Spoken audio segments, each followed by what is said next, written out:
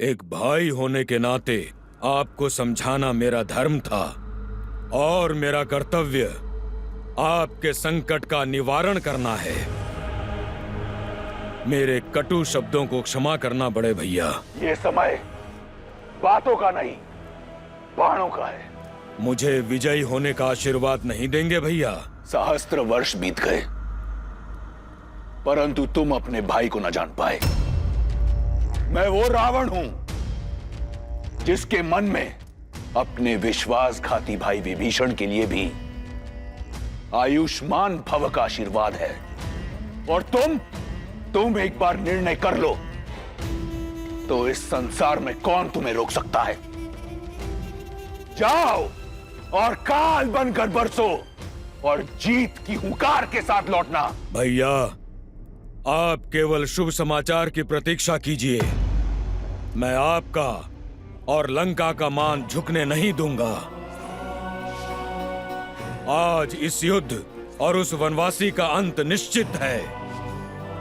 ये कुंभकर्ण का वचन है भैया। मेरे रक्त का एक एक बूंद आपके लिए लड़ेगा। मेरा एक एक अंग अपने लंकेश को विजय दिलाने के लिए लड़ेगा। विजयी भव, विजयी भव।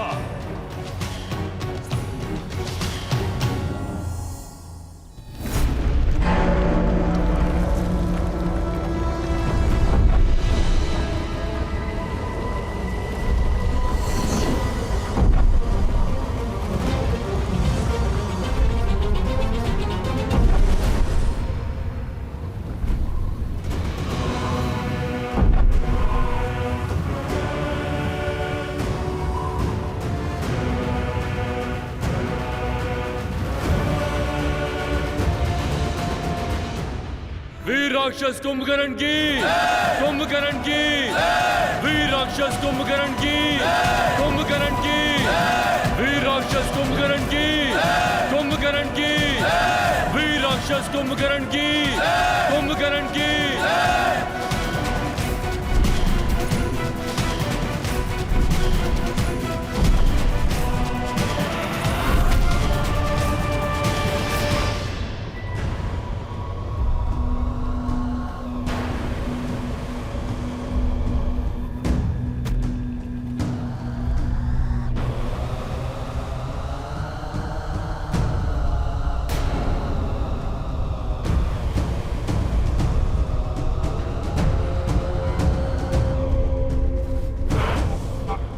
ये भूमि क्यों कांप रही है? जैसे कोई भूकंप धरा पर फैलने को आतुर है। अर्थात ये नाद पदचाप है।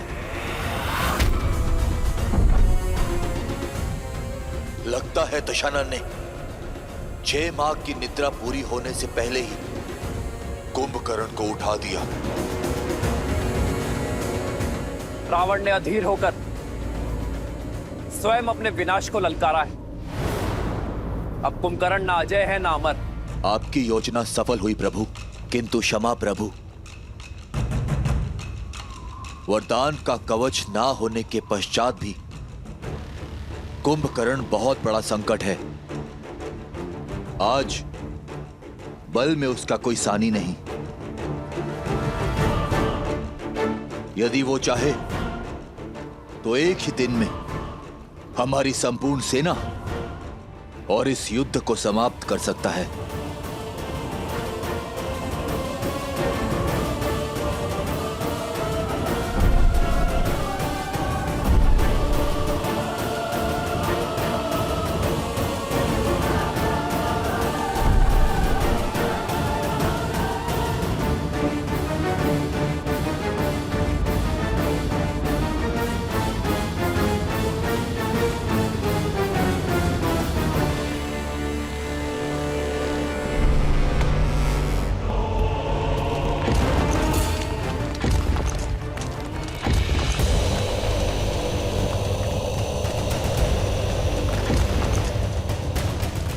कुंभकर्ण काका समय से पहले जाग गए।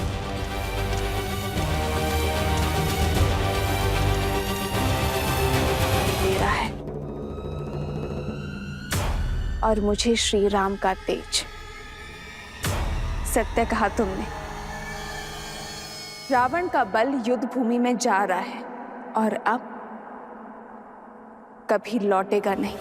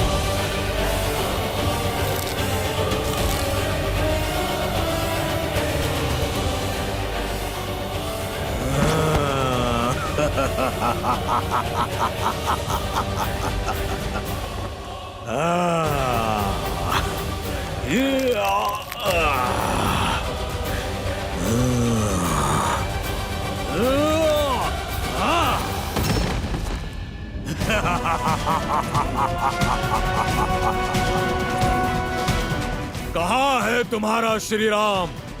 सामने नहीं आया? कोई बात नहीं, तुम सबको मार्ग से हटाकर मैं स्वयं उस तक पहुंचूंगा। बहुत उत्पात मचा लिया वानरों, आज ये कुंभकर्ण तुम्हें नहीं छोड़ेगा। इस युद्ध के साथ तुम्हारा भी अंत कर देगा। वीरों, ये भागने का समय नहीं, युद्ध में भाग लेने का समय है। भागते वो हैं जो कायर होते हैं। हम श्री राम की सेना हैं, साहसी हैं, बलशाली हैं। शत्रु जितना भी विशाल हो, जितना भी भयावह हो, परंतु है अधर्म के साथ ही, और हम श्री राम की सेना धर्म के साथ हैं। इसीलिए बिना डरे आगे बढ़ते रहो, जीत हमारी ही होगी। जय श्री राम! जय श्री राम!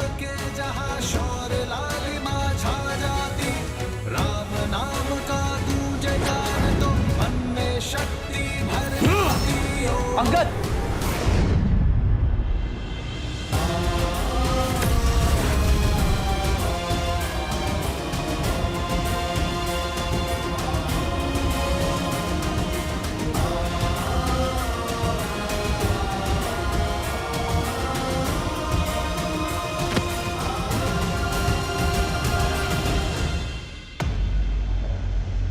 ये जब से आया है हाहाकार मचा रखा है।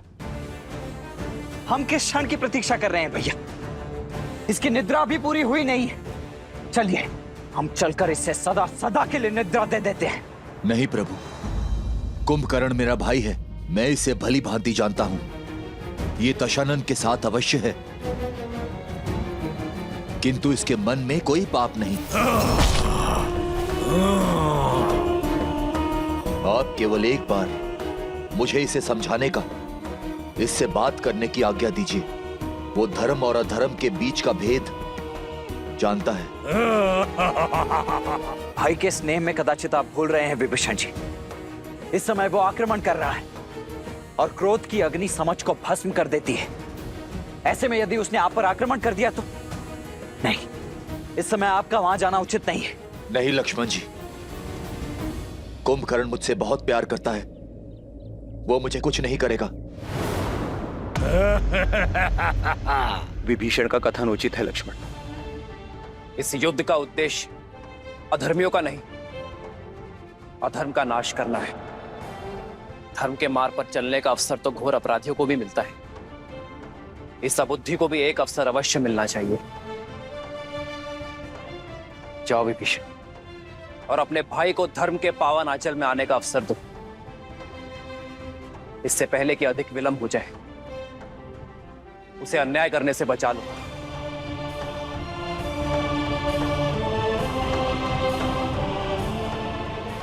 किंतु भैया ये लक्ष्मण,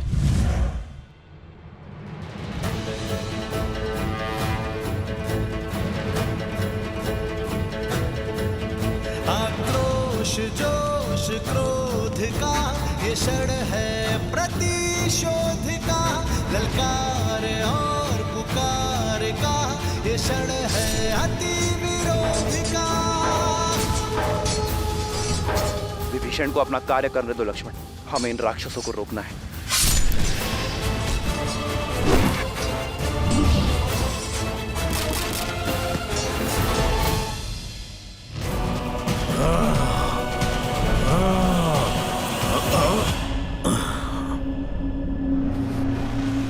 कुंभकर्ण भैया,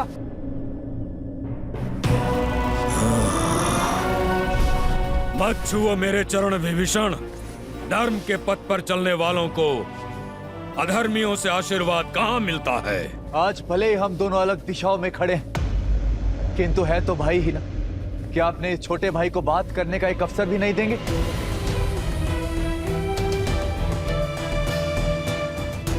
भैया,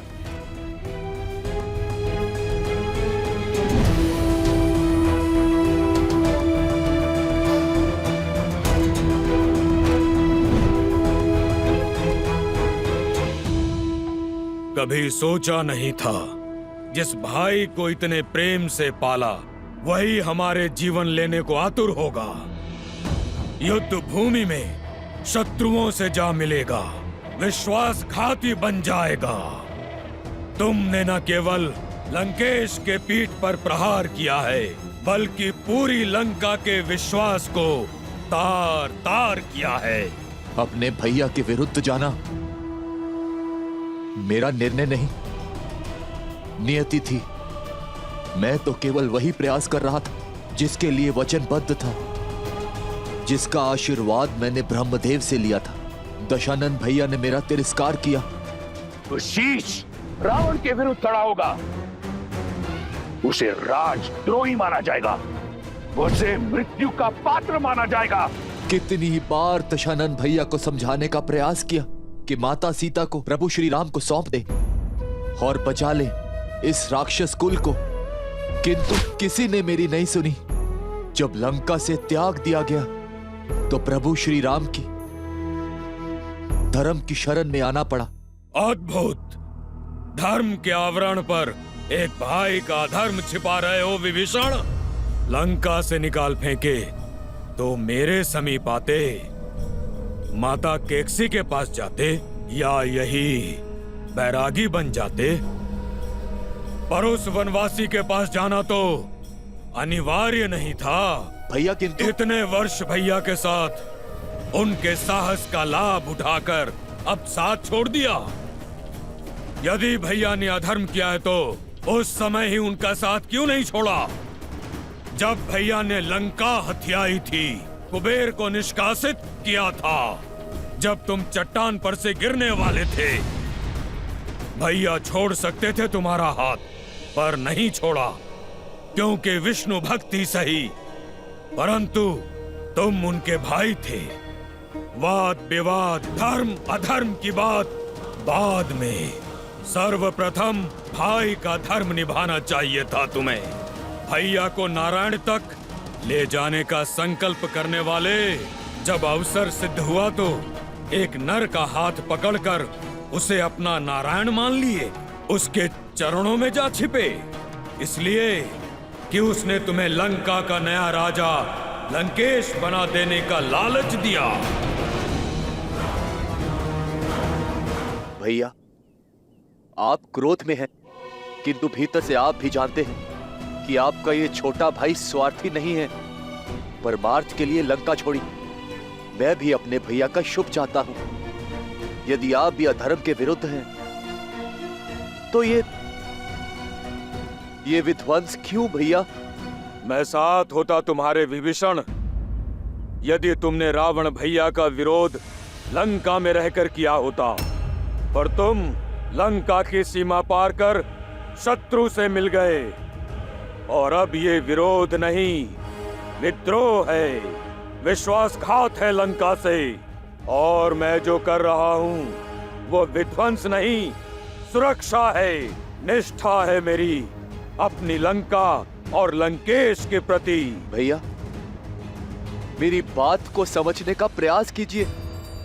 आपका ये छोटा भाई धर्म की ओर है और प्रभु श्री राम साधारण मनुष्य नहीं है, साक्षात नारायण का रूप है।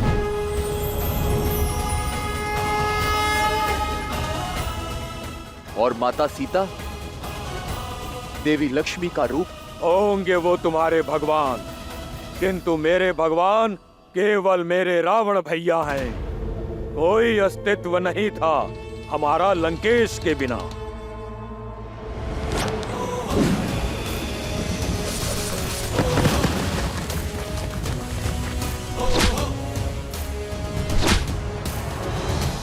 ना मेरे पास तुम्हारी भांति ज्ञान है, ना भैया की भांति बड़ा स्वप्न। मैं केवल इतना जानता हूं कि मेरा पूरा जीवन दशानन का ऋणी है। मेरा जीवन उनका है और श्वास भी, और मैं अंतिम श्वास तक लंकेश की ढाल कवच बन के रहूंगा।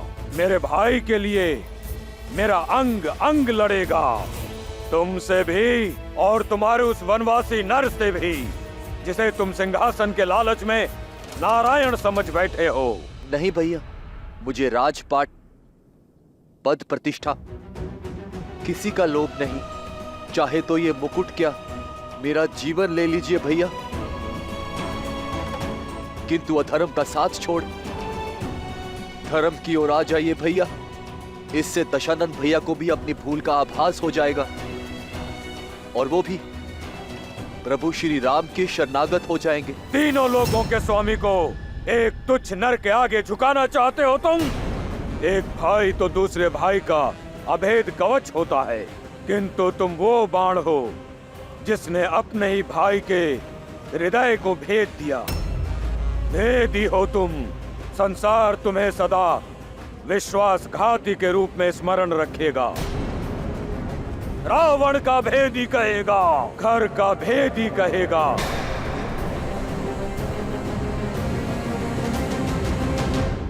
यदि ऐसा है तो स्वीकार है। नारायण भक्ति की सम्मान के लिए मुझे ये अपमान भी स्वीकार है भैया।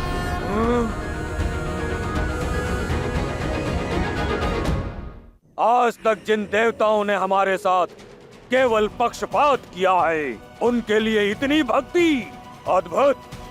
कदाचित तुम हम राक्षसों की शक्ति को भूल गए हो भाई। यहाँ हम ही भगवान हैं। जाओ, कह दो अपने स्वामी, अपने राम लक्ष्मण से कि सज्ज हो जाए, क्योंकि आज उनका सामना खरदूषण से नहीं, सर्वशक्तिशाली अजय कुंभकर्ण से हो रहा है। मन करता है तुम्हारे प्राण अभी ले लो, पर तुम दोषी भैया के हो। इस युद्ध के पश्चात तुम्हारा निर्णय वो स्वयं लेंगे। जाओ, चले जाओ विश्वासघाती।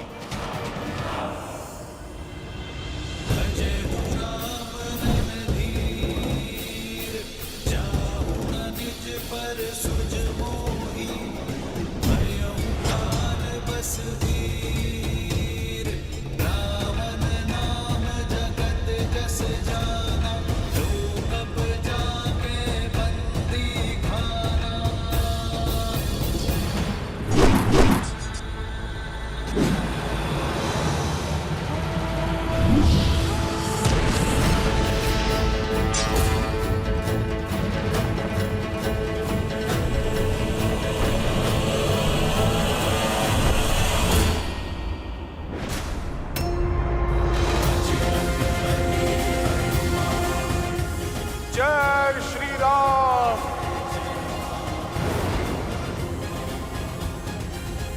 रुक जाओ दानव, मैं विभीषण नहीं जो तुम्हें बार बार बातों से समझाऊंगा।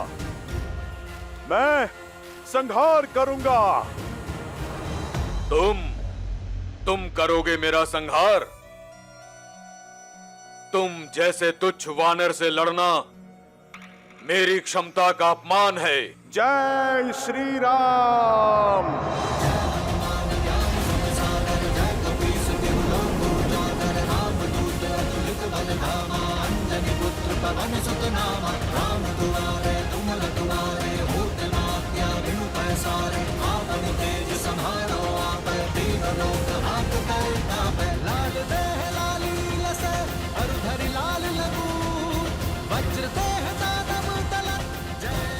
हो कौन तुम? मैं केसरी नंदन पवन पुत्र आंजनेय हनुमान हूँ।